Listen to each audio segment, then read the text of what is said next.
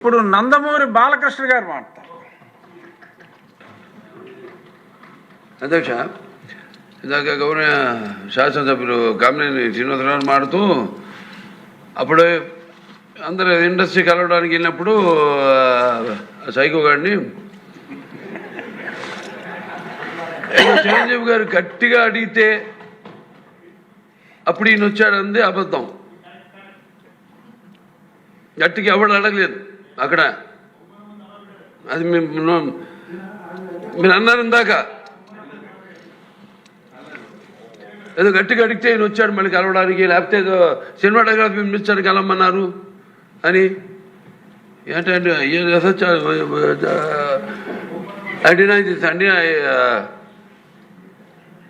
అవి మిగతాన్ని ఓకే, అవమానించడం ఆయన్ని ఓకే, ఏదో ఆయన పెద్ద గట్టిగా చెప్తే ఆయన దిగి వచ్చాడంట కలవడానికి, లేకపోతే సినిమాటోగ్రఫీ మినిస్టర్ కలవమన్నా అంట.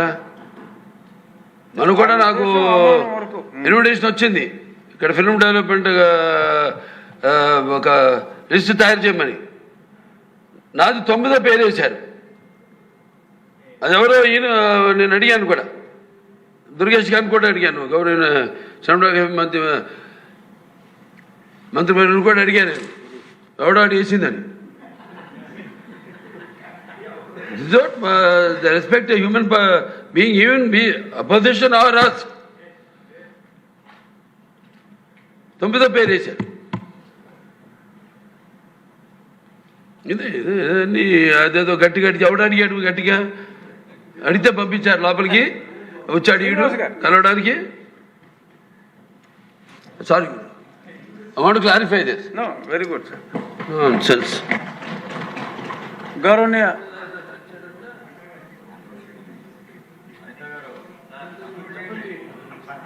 అయిపోయింది. గౌరవనీయ ముఖ్యమంత్రి వర్యులు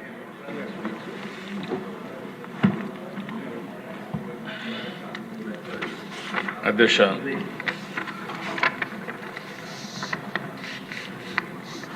మొట్టమొదటిసారిగా డీటెయిల్డ్గా లా అండ్ ఆర్డర్ పైన మనం చర్చ చేస్తున్నాం. 19/24 జరిగినటువంటి హ్యూమిలియేషన్, జైలుకు పోయిన వాళ్ళు, తప్పుడు కేసులు పెట్టించుకున్న వాళ్ళు, రాష్ట్రాన్ని వదిలిపెట్టిపోయిన వాళ్ళు ఒకరు కాదు అధ్యక్ష. ప్రజాస్వామ్యాన్ని కాపాడాలి అని మాట్లాడిన వాళ్ళందరూ కూడా బాధితులే. ఈరోజు ఇక్కడ స్పీకర్ గారు ఉన్నారు. ఆయన్నైతే నాకు బాగా జ్ఞాపకం, అయ్యన్న పాత్రుడు గారిని. కడాన ఆయన పైన పెట్టిన కేసు అటెంప్ట్ టు రేప్. ఈ వయసులో ఆయన పైన దట్ ఈస్ ది ట్రీట్మెంట్. ఆయన ఇంటి దగ్గర అయితే ఎంత భయంకరంగా ప్రయత్నం చేశారంటే, ఇక్కడ ఉండే వాళ్ళందరికంటే 5 సంవత్సరాలు ప్రతి ఒక్క కేసుని ప్రత్యక్షంగా మానిటర్ చేసి, మళ్ళీ నిద్రలేని రాత్రులు, మళ్ళీ వీళ్ళు జైలుకు పోతే బయట వచ్చే వరకు ఇదే పని. అడ్వకేట్స్ డబ్బులు లేకపోతే అప్పులు చేసి కేసులు కూడా వాదించిన పరిస్థితి.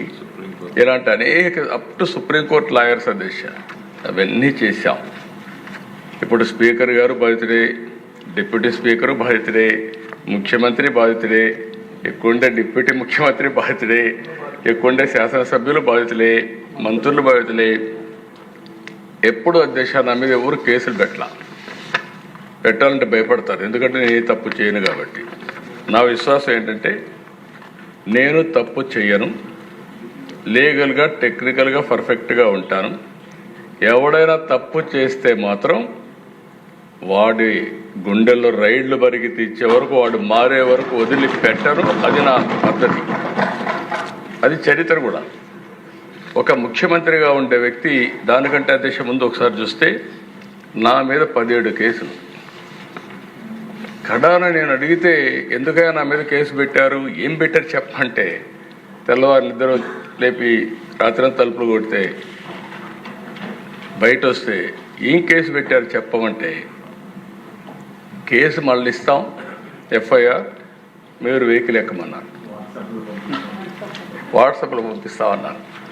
అంటే అరాచకాలకు పరాకాష్ట ఇవన్నీ. యువగళం పైన అయితే లోకేష్ పోతామంటే ఆయన బాధ్యతే.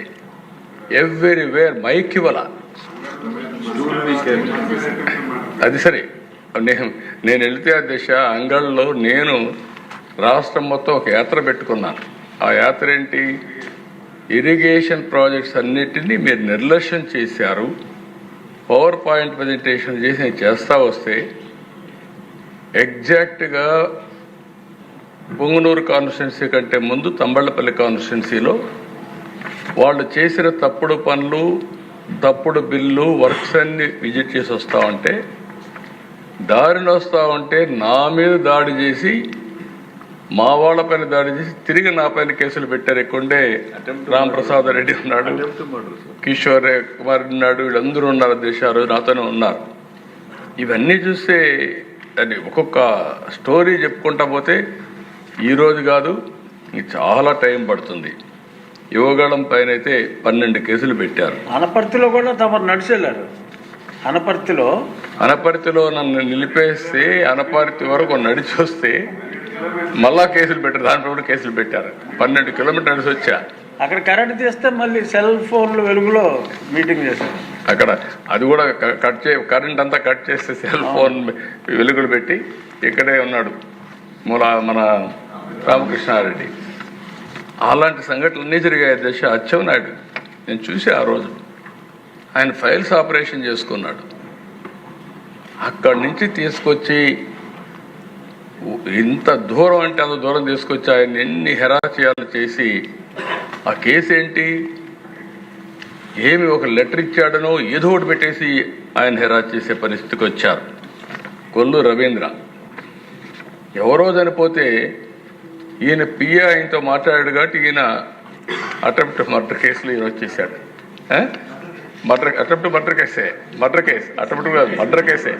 మర్డర్ కేసులో ముద్దాయి ఈయనకు వచ్చేసే పరిస్థితికి వచ్చారు. బీసీ జనార్దన్ రెడ్డి ఆయన పైన కేసులు పెట్టేశారు. ఆయన నిజమే జైల్లో పెట్టేసి చాలా ప్రయత్నాలు చేసి మళ్ళీ బయటకు వచ్చారు. అప్పుడప్పుడు ప్రెస్ కాన్ఫరెన్స్ పెట్టి సాక్ష్యాలని చెప్తున్నాడని ధూళిపాళ నరేంద్ర పైన అయితే కేసులు పెట్టి ఇష్టానుసారంగా బయట రానివ్వకుండా ఇచ్చేసే పరిస్థితికి వచ్చారు. జేసీ ప్రభాకర్ రెడ్డి పైన 66 కేసులు, కార్యకర్తలపై 2560 కేసులు, పులివర్తి నాని పైన 31 కేసులు, చింతమనేని ప్రభాకర్ పైన 48 కేసులు, కడ నిమ్మల రామానాయుడు ఎవ్వరి దగ్గరికి పోడు. ఆ బ్యాగ్ వేసుకొని కరోనా రోజుల్లో కూడా, ఇప్పుడు కూడా పెళ్లి రోజు కూడా ఎల్లో షర్ట్ వేసుకొని చాలా సింపుల్గా